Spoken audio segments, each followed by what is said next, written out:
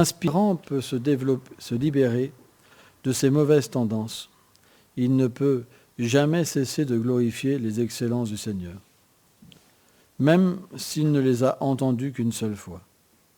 Comment alors les Pandavas, qui constamment voyaient Shri Krishna, le touchaient, conversaient, s'asseyaient et dormaient avec lui, pouvaient supporter d'être séparés de lui? Commentaire. Srila Vishwanath Chakravarti Thakur dit: comment les Pandavas, pleinement absorbés en Krishna, en le voyant directement, en le touchant, pouvaient-ils tolérer la séparation avec le Seigneur, alors que les personnes intelligentes ne peuvent abandonner l'écoute de ses gloires, même si elles ne les ont pas entendues, elles ne les ont entendues qu'une seule fois. Ceux qui entrent en contact avec des purs dévots du Seigneur et qui écoutent de leur bouche ses gloires, voient leur attachement pour les plaisirs matériels décroître. Ces personnes intelligentes abandonnent la mauvaise association et prennent refuge dans une bonne association, sans l'association des dévots.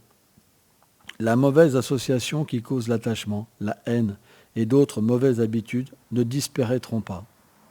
Et sans la disparition de mauvaises qualités, une personne ne pourra devenir fermement attachée aux qualités agréables du Seigneur. Le grand Acharya, Srila Abhay Shananavinda Bhaktivedanta Swami Prabhupada, dévoile que les sentiments de séparation que ressentirent les Pandavas ne furent pas moindres que ceux qu'avaient éprouvés les gopis de Vraj pour Krishna. Jai Srila Prabhupada ki jai.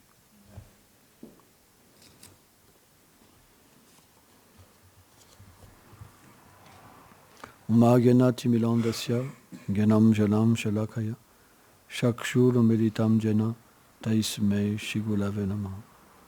Namam Vishnu padaya Krishna pestaya bhutali Shrimate Bhaktivedanta Swaminiti namine Namaste Sarasvati Devi Kauravani Plachanine Nilveshesha Sunyavadi Plachatya Tarine.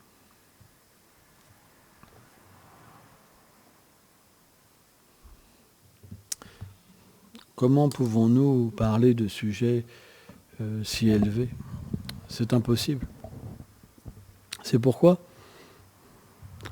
notre seul refuge pour parler, c'est les pieds de Shri Guru.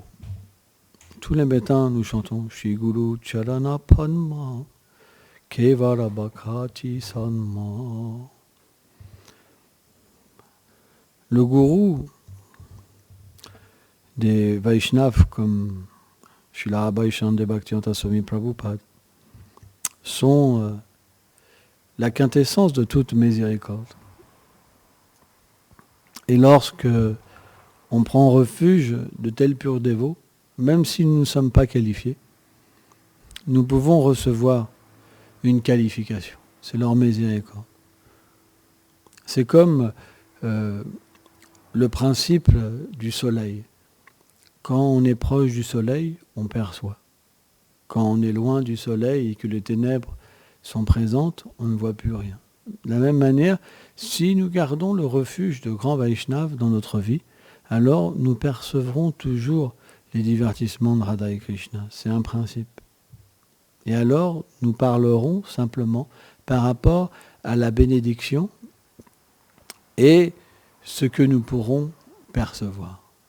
Ça sera au niveau de notre abandon. Si l'abandon n'est pas là, on ne perçoit rien. Mais ce n'est pas grave. Ça ne nous empêche pas de répéter leurs paroles. Si on répète leurs paroles, c'est leur refuge. Et à un moment, la vérité apparaîtra, comme le soleil. Qu'est-ce que c'est la vérité?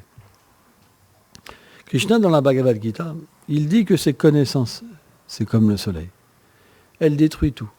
Mais qu'est-ce que c'est pour nous, ce soleil? Ce soleil, c'est simplement les doux lilas du Seigneur qui apparaissent. Quand les doux lilas apparaissent, qu'est-ce qui se passe? Il y a une sorte de vie en nous qui apparaît. Une vie, une réalité, une spontanéité, de l'amour. Et aussi un idéal. On cherchait un idéal dans ce monde. À travers une famille, à travers des enfants, à travers de l'argent, à travers la musique, à travers des études. Tellement de gens ont eu des idéaux. Mais ça n'a jamais donné la satisfaction. La satisfaction, c'est comme si que d'un seul coup, tout était satisfait. Mais ça, c'est pas possible. On voit matériellement même, tous les sens ne peuvent pas être satisfaits à la fois. Mais la rencontre avec les gloires de Krishna, elle apporte cet effet-là. C'est que quand, par la grâce de l'acharya, on peut percevoir les gloires de Krishna, alors on perçoit notre nature. Et notre nature réelle, elle a la possibilité à la fois de combler tous les sens. On voit, quand Srimati Radharani, par exemple, elle est dans ce sentiment de vouloir rencontrer Krishna, alors Lalita, Vishaka, différentes gopis, elles parlent des gloires de Krishna. Et elles permettent à Radharani, avec tous ses sens, de goûter Krishna. Tout est possible. Avec le contact spirituel, la miséricorde de l'acharya, les sens spirituels peuvent être éveillés. Et quand les sens spirituels peuvent être éveillés, il n'y a pas de question de séparation. Mais il y a une question d'union avec Krishna. Et lorsqu'il y a l'union, on peut goûter Krishna. Véritablement. Parce que les gloires de Krishna et lui-même ne sont pas différents. C'est pour ça que Radharani, dans ces moments-là, quand elle doit rencontrer Krishna, alors ses amis l'aident à préparer cette rencontre. En fait, cette rencontre, elle se fait déjà avec ses gloires. C'est quelque chose qui est mystérieux pour des matérialistes. Parce que pour un matérialiste, Sridhar Maharaj expliquait que c'est la matière qui est plus présente, perceptible. Mais, d'un point de vue spirituel, à travers le son, tout est présent. C'est pourquoi, dans cet âge de Kali, tout particulièrement, la manière de rencontrer Krishna, c'est à travers le son. Et c'est effectif dans le monde transcendantal. Dans le monde transcendantal, c'est expliqué que Radharani, elle entre en contact avec Krishna à travers le son. En fait, Krishna est présent dans son cœur, Krishna est présent dans la forêt, Krishna est présent partout. Mais elle entre aussi en contact avec Krishna à travers son nom. Hein? Et la vie de Chaitanya Mahaprabhu est vraiment merveilleuse. C'est vraiment extraordinaire la vie de Chaitanya Mahaprabhu. Vous savez que Mahaprabhu, avant de prendre sannyas, il a rêvé d'un grand sannyasi, Keshava Bharati. Il a rêvé d'un sannyasi merveilleux, effulgent, qui lui chantait le mantra sannyas dans l'oreille. Vous vous rendez compte? C'est incroyable. Et là, en fait, quand il s'est éveillé, il avait l'intention de prendre sannyas. Et il a commencé à en parler. Et là, c'est devenu véritablement comme si à Navadvip, le soleil s'était couché. Ça a commencé à prendre tous les habitants de Navadvip. La nouvelle a commencé à se répandre comme une destruction. Waouh! Et ils sont tous venus prêcher Mahaprabhu. Tous, ils ont fait un chantage pas possible, Mahaprabhu. Mersachi, Vishnupriya. Mersachi, elle a dit à Chaitanya Mahaprabhu, à Nimai, tu es ma vie, Nimai, tu es mon enfant. Tu es tout pour moi. Je ne peux pas vivre sans toi. Qu'est-ce que je vais devenir? Tout le monde dit que je suis fortuné, et maintenant ils vont dire que je suis infortuné. Ils n'auront même pu me regarder parce que je serai l'infortune personnifiée. Alors on pourrait se dire, Mère Sachi, est-ce qu'elle parle à un niveau intéressé? Non, c'est une astuce. Si mon fils sait que tout le monde va me critiquer et me rejeter, il ne va pas prendre sannyas. C'est des subterfuges pour retenir Mahaprabhu. Et là, Mahaprabhu, il l'a prêché naturellement. Il lui a raconté l'histoire de Dhruva Maharaj, par exemple. Comment la mère de Dhruva Maharaj avait aidé son fils à atteindre le but. Mais il lui a dit, mère, notre vrai père, notre vraie mère, notre vrai fils, notre vrai tout, c'est Krishna. Tout est une illusion en ce moment. La vraie fortune, c'est Krishna. On devrait chercher que Krishna. Mais c'était pas facile de pacifier Mère-Sachi. Et il lui dit, et ton épouse, comment tu peux faire ça? Comment tu peux quitter ta jeune épouse? Et Vishnu Priya, elle avait entendu aussi, naturellement, parce que... Et elle lui a dit, c'est vrai, tu vas prendre sannyas? Et Mahaprabhu, il a dit, mais qui t'a dit ça? Je ne vais pas prendre sannyas. Qui t'a dit ça? Elle me dit, tu me mens. C'est ça. En fait, tu veux me faire croire que tu ne vas pas prendre sannyas. Mais tu sais, si c'est moi le problème, je suis prêt à prendre du poison, mais tu ne peux pas laisser ta mère tout seul, tous tes amis. Tout le monde vit que pour toi. Tu es le souffle de leur vie. Ils n'ont rien d'autre que toi. Ils vont tous mourir. Est-ce que tu comprends ça?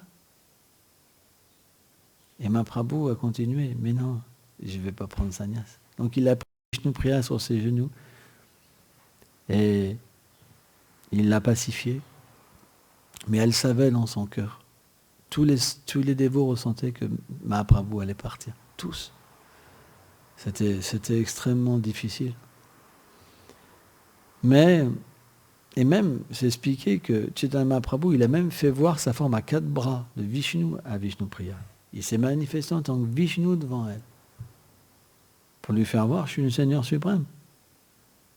Elle lui a dit, d'accord, tu es libre d'aller où tu veux. Tu es le Seigneur suprême. Mais pour moi, tu es mon refuge, tu es mon mari. Donc si tu t'en vas, je n'ai plus rien. J'ai juste la mort.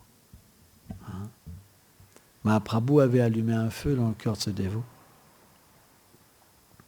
Et Mahaprabhu lui a donné la bénédiction, comme il a donné la bénédiction à Sachimata, qu'il serait toujours avec eux. Et là, le lendemain, qui est venu à Navadvip? Keshava Bharati. Et Keshava Bharati, c'était un Mahabhagavat. Et quand Mahaprabhu l'a vu, il était tellement heureux. Quand il l'a vu, wow, il a vu ce grand sannyasi au grand renom, il était tellement impressionné. Tellement. Ouais.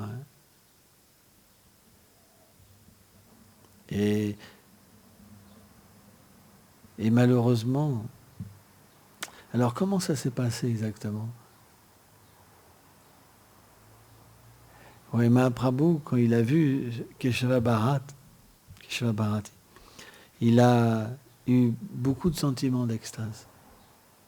C'est expliqué que il y avait tellement de petites bosses qui sont apparues sur son corps, dues à ces symptômes d'extase. Et ça fleurissait comme des fleurs kadamba. Il pleurait, Mahaprabhu. Et quand Keshava Bharati, il a vu ça, il a vu que c'était pas n'importe qui. Il a vu vraiment que c'était pas n'importe qui. Mais il est parti. Et Chaitanya Mahaprabhu était très malheureux quand il est parti. Et ça lui a donné encore plus envie de prendre sannyas. C'est vrai. Alors il a été à Katwa. Il est parti à Katwa. Et là, tous les dévots, ils ont fait un plan. Ils se disaient, on va aller le capturer, on va le ramener à Navadvip, on va l'empêcher de prendre sannyas. Et finalement, Nitai, ils ont été avec certains dévots à l'endroit où le Seigneur allait rencontrer Keshava Bharati. Et quand le Seigneur a rencontré son gourou, Sannyas Guru, il lui a fait part de son désir de prendre sannyas. Et Keshava Bharati, il s'est dit, ouh là là, j'ai dit, mais tu es tout jeune, tu es tellement beau. Mais Mahaprabhu était tellement beau. C'est expliqué que Tatimata, Vishnupriya, en fait, les pieds du Seigneur étaient tellement tendres que même Vishnupriya, elle avait peur de les prendre dans ses pieds, tellement qu'ils étaient doux, ses pieds, dans ses mains. Ils avaient même peur de faire du mal aux pieds de Mahaprabhu. Tellement, Mahaprabhu, il a des pieds, même un bébé, c'est rien à côté. Et ils étaient dans l'état d'esprit, vraiment, des habitants de Vraj, qui pensent à Krishna quand Krishna va dans la forêt. Il dit, mais comment tu vas pouvoir prendre sannyas, toi qui as des pieds si doux, un corps si doux? Tu vas devoir marcher sous le soleil, être sous la pluie. C'était extrêmement difficile. Mère Sachi, elle a même été jusqu'à dire, écoute mon fils, moi aussi je vais prendre sannyas aussi. Je vais me raser la tête je vais m'habiller en rouge et je vais mettre des boucles d'oreilles et je vais devenir une yogini, comme ça je te suivrai partout. Elle a dit ça, Mère Sachi. Et là, Mahaprabhu, il s'est quand même inquiété, sa mère. Donc, Keshava Bharati, quand il a vu la beauté du Seigneur et les symptômes d'extase du Seigneur, il s'est dit, c'est pas un être ordinaire. Il s'est dit, c'est Prahlad ou Dhruva. Et après, il s'est dit, c'est le Seigneur suprême. Comment je pourrais, moi, initier le Seigneur suprême? Donc, il a fait un subterfuge. Il a dit à Mahaprabhu, écoute, je veux bien te donner sannyas, mais avant, il faut que tu aies la permission de ta mère, de ta femme et de tous tes amis. Et après, tu reviens, je te donnerai sannyas. Mais son plan, c'est qu'il voulait se faire la malle. Il voulait s'en aller, pendant que Mahaprabhu était Navavui pour pas prendre le risque. Tu vois. Et là, le Seigneur qui est omniprésent, il a réalisé ça. Donc, qu'est-ce qu'il a fait? Il a dit, oh Gurudev, j'ai fait un rêve cette nuit, il y a un brahmana extraordinaire qui m'a donné un sannyas. Est-ce que vous connaissez ça? Il lui a chanté le sannyas mantra dans l'oreille, il a initié en fait Keshava Bharati. Et là, Keshava Bharati, il a réalisé qu'il s'était fait initier. Donc du coup, il était un disciple. Et il ne pouvait plus, ne pas accepter les instructions de Mahaprabhu. Il s'est fait avoir comme ça. Vous vous rendez compte? Et donc, du coup, il a accepté de donner sannyas. Pourtant, avant, il avait donné des arguments. Il lui avait dit, mais tu ne peux pas prendre sannyas, tu es trop jeune. À cet âge-là, on ne peut pas maîtriser ses sens. On maîtrise ses sens à partir de 50 ans, parce qu'à 50 ans, les sens sont moins forts. Et une personne atteint la sagesse. Mais avant, c'est très dangereux de prendre sannyas. Mais là, du coup, il a réalisé que le Seigneur lui-même l'avait initié et qu'il ne pouvait plus donc s'échapper. Donc il a initié Mahaprabhu. Et donc il devait, avant l'initiation, faire différents rites comme se raser la tête, etc. etc. Mais le Seigneur avait des cheveux tellement beaux, il était tellement beau, que tous les habitants de Katwa, tous les habitants, c'était des millions. En fait, parfois, Chila Bhagavat explique qu'il y a des millions de personnes qui suivaient le Seigneur. Des millions, hein. Ce n'est pas des milliers, des millions. Parce que dès que les gens le voyaient, ils étaient fascinés. C'est Krishna. Donc ils oubliaient tout et ils le suivaient. Et c'est expliqué que parfois le Seigneur est obligé de disparaître et réapparaître à des endroits. Et les gens, ils devenaient fous. Il y a des millions de personnes qui couraient, en fait, ils cassaient tout, ils dépouillaient tout. Ça, ouais, c'était la catastrophe. Les champs étaient dévastés, tout était dévasté. Dès qu'ils savaient où était, en fait, le Seigneur, ils couraient comme des fous, quoi. Et dès qu'ils retrouvaient le Seigneur, alors le Seigneur, parfois, il chantait le nom de Hali en levant les bras, et tu avais des millions de personnes qui... ça transperçait l'univers. Ah ouais, c'est puissant. Et donc, tous les gens étaient là. Ils pleuraient. Ils disaient, mais c'est pas possible. Il est tellement beau. Qu'est-ce qu'il va prendre sannyas? Et tout le monde me disait que je suis quoi. Ah ouais. Ah ouais. Oh ouais, c'était pas évident. Mais c'était le désir du Seigneur suprême. Donc on voit que Krishna plonge ses dévots dans de tels sentiments. À un moment, à Mère Sachi, il a dit, mais je suis venu dans l'âge d'avant en tant que Krishna et tu étais ma mère. J'avais le teint sombre. Et là, je suis revenu avec le teint doré. Il dit, mère, s'il te plaît, permets-moi d'aller chercher Krishna, d'aller chercher l'amour pour Krishna. Et je te le promets, je le distribuerai à tous les êtres. Dis-moi que c'est ça que tu veux. Hein? Qu'est-ce que tu veux? Il veut refuser. Une mère, elle doit être miséricordieuse envers son fils, envers toutes les entités vivantes. Mais Mère Yashoda, Mère Sachi, c'est la mère de l'univers. Elle ne pouvait pas refuser à Mahaprabhu d'aller chercher la chose la plus élevée. C'était pas possible. Donc Krishna, il fait ces arrangements merveilleux. Et on voit par exemple, Krishna a quitté Vrindavan et Mahaprabhu a quitté Navadvip. C'est une réalité. Il fait naturellement goûter à ses dévots des hauts sentiments de séparation. C'est la nature de Krishna. Un dévot, il est prêt à tout accepter pour Krishna. Tout. C'est comme ça.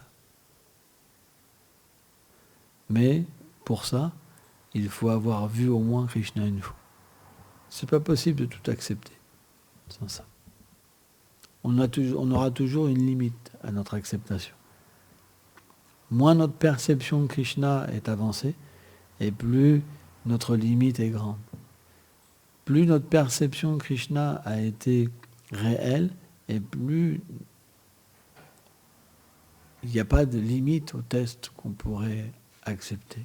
Pourquoi? Parce que la rencontre avec Krishna, ça crée en l'être vivant un désintéressement pour toute autre chose. Il n'y a plus de désir matériel. Il n'y a plus qu'un désir, c'est de plaire à Krishna. Et cette conviction intérieure, elle n'est pas due à une cause. Raghunath Das Goswami explique. Elle n'est pas due à une cause. Elle est due à un attachement qui est sans... Il n'y a pas de cause, parce que c'est la nature de l'âme qui s'est éveillée. La nature de l'âme, elle aime Krishna sans cause. C'est sa nature éternelle, il n'y a pas de cause à l'amour de Krishna. Donc, quand la rencontre avec Krishna s'est manifestée en l'être, il a un amour sans cause. Et c'est pour ça que le test, peu importe ce qu'il rencontre un dévot, il ne peut jamais perdre sa foi. Peu importe ce qu'il utilise, ça ne peut jamais le détourner de Krishna. Peu importe dans le lieu où il est, ça ne peut jamais enlever sa nature dévotionnelle. Ce n'est pas possible. C'est pourquoi un dévot du Seigneur, personne n'a d'emprise sur lui.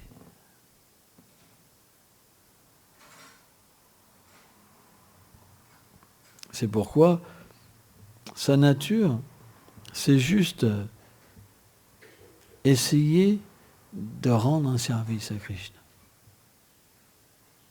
On voit Bhaktivedanta Swami Prabhupada. C'est très démonstrateur, comparateur, je ne sais pas, démonstratif. Quand Prabhupada, au début, il essayait de vendre ses magazines, de faire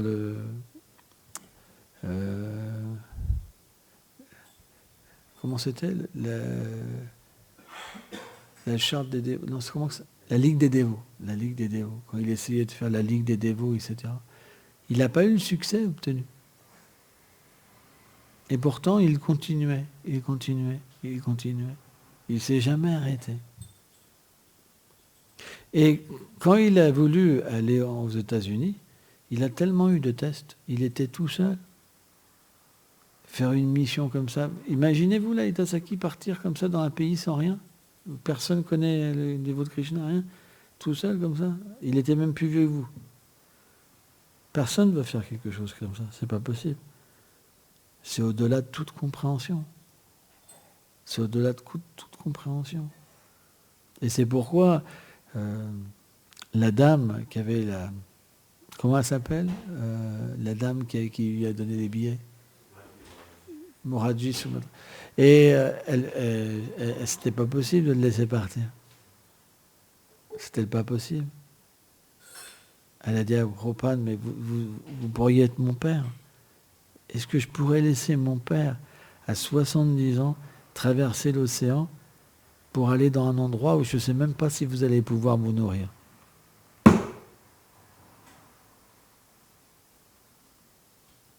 Mais ça me brise le cœur.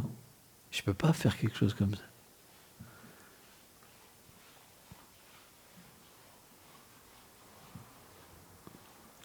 Et Prabhupada a quand même réussi. Il a quand même réussi. Et il est parti. Et c'est très beau. Parce que là, on peut voir que c'est un abandon total. Quand on part comme ça, sans rien, on ne sait même pas qu'est-ce qui va nous arriver. Alors bien sûr, il y avait une famille d'accueil quand même. Hein. Il y avait ça, on ne peut pas dire qu'il est... Mais après, quand il est parti à New York, il n'y avait plus rien quand même. Si, il y avait le... C'était le docteur Mishra, c'est ça, hein. Donc Krishna lui a donné quand même toujours un refuge. Mais il a dépendu de Krishna pour tout.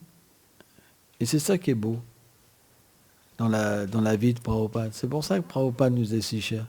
C'est parce qu'il a fait un sacrifice complet et aujourd'hui c'est grâce à lui qu'on peut avoir la foi, qu'on peut parler de Krishna. C'est lui qui nous a ouvert toutes les portes. C'est pour ça qu'il est notre maître spirituel. Ce n'est pas possible en Occident d'adorer Krishna sans Prabhupada, sans être reconnaissable à Prabhupada. Et même si quelqu'un accepte Krishna sans Prabhupada, comment Krishna pourrait être satisfait? C'est vrai. C'est pourquoi Prabhupada a testé Krishna. Krishna a testé Prabhupada. Mais jamais la foi de Prabhupada a été touchée, quoi que ce soit. C'est pour ça on doit s'inspirer de ces grands exemples, de ces grands acharyas qui ont reçu un pouvoir spécial, une position spéciale.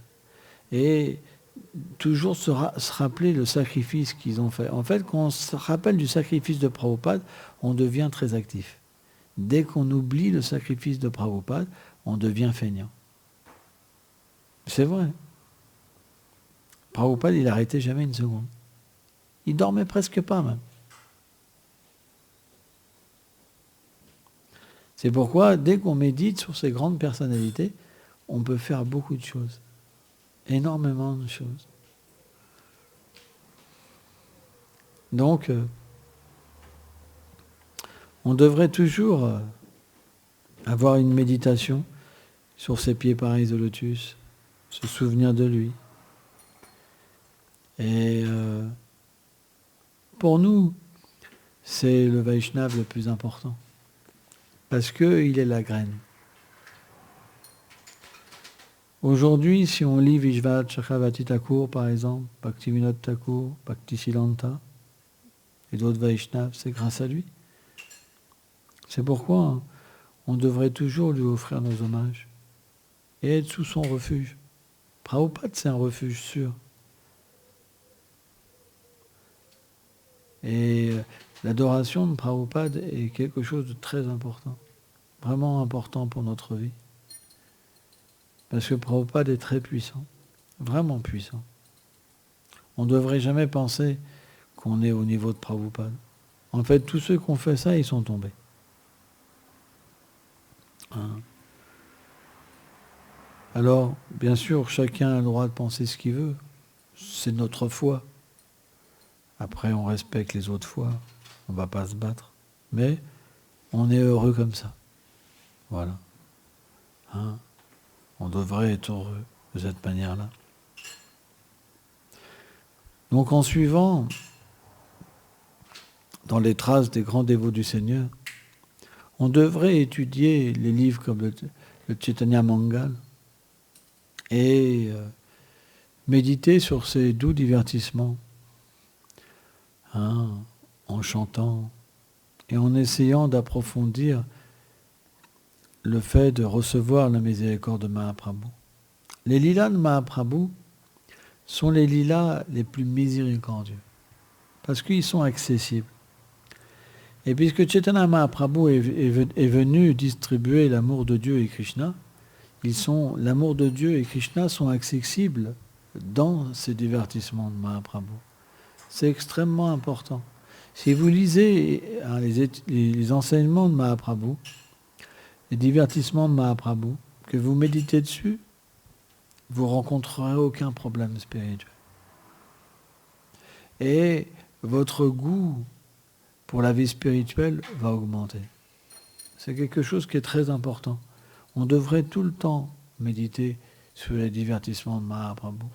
C'est les divertissements les plus merveilleux, les plus miséricordieux. Pourquoi ?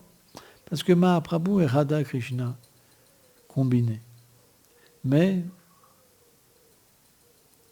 cette forme, elle est extrêmement miséricordieuse parce que le Seigneur lui-même se donne à travers cette forme. C'est pourquoi les Vaishnavas expliquent celui qui chante les noms de Gauranga, Prema court après lui. Vous vous rendez compte ? Quand Narottam, il a reçu le prem de Gauranga, qu'est-ce qu'il chantait ? Gaur, Gaur, Gaur, Gaur. On devrait chanter les noms de Gauranga Mahaprabhu, Nityananda. C'est vrai. C'est tellement important. On devrait chanter le Mahamantra en prenant refuge des noms de Gauranga, des noms de Nityananda. Et là, on pourrait très facilement chanter avec un mental limpide, en prenant refuge de ces deux noms merveilleux. C'est une pratique très facile et extatique. Vous n'avez jamais essayé ça ? Wow. Quand le nom Gauranga et Nitai viennent se mêler au Mahamantra, comme ça, c'est très extatique, vraiment extatique. Vous sentez l'amour de Dieu vous prendre. Et vous sentez que vous êtes libéré de tout l'esclavage intérieur, de l'envie, de la convoitise, de la folie, de la concupiscence. Même les pensées, ils ne peuvent pas vous attaquer, rien. Vous sentez simplement un nectar vous envahir. Ça, c'est la miséricorde de Gauranga Nitai. C'est une méthode très facile pour sentir l'amour de Dieu et devenir purifié.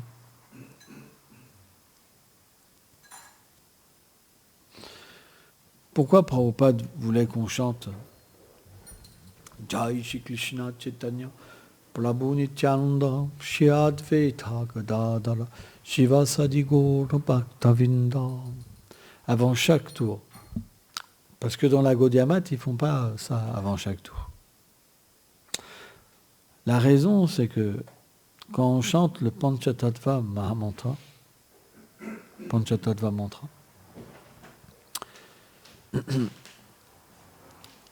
c'est que la miséricorde, en fait, de Mahaprabhu intoxique l'être vivant. Prem vient imprégner l'être vivant. Et quand le jiva chante, alors Hare Krishna, Krishna Krishna, Hare Hare, Hare Rama, Rama Rama, Hare Hare. À ce moment-là, il n'est plus question d'offense. Mais déjà, il faut bien chanter le premier mantra. Bien chanter, avec foi. Les dévots qui chantent mal, c'est parce qu'ils ne prennent pas refuge dans ce premier mantra. Ce premier mantra est tellement important. Si vous avez la miséricorde du Panchatattva, après vous chantez sans offense. C'est ce que Prabhupada a enseigné. Prabhupada a enseigné ça. C'est pourquoi vous devriez avoir foi dans ce mantra. Alors on peut se dire, mais pourquoi on ne chante pas que ce mantra? Parce que ça serait l'extase. La réponse est que Mahaprabhu voulait qu'on chante le Mahamantra de Krishna. Mais on doit le chanter sous son refuge, dans son humeur, dans son mouvement. Vous comprenez? C'est super important. Donc avant de chanter le Mahamantra de Krishna, on doit chanter le Panchatattva mantra avec cette absorption d'être avec Mahaprabhu. Hein? Essayez de faire ça. C'est très statique. Et ça rapporte gros. Merci beaucoup.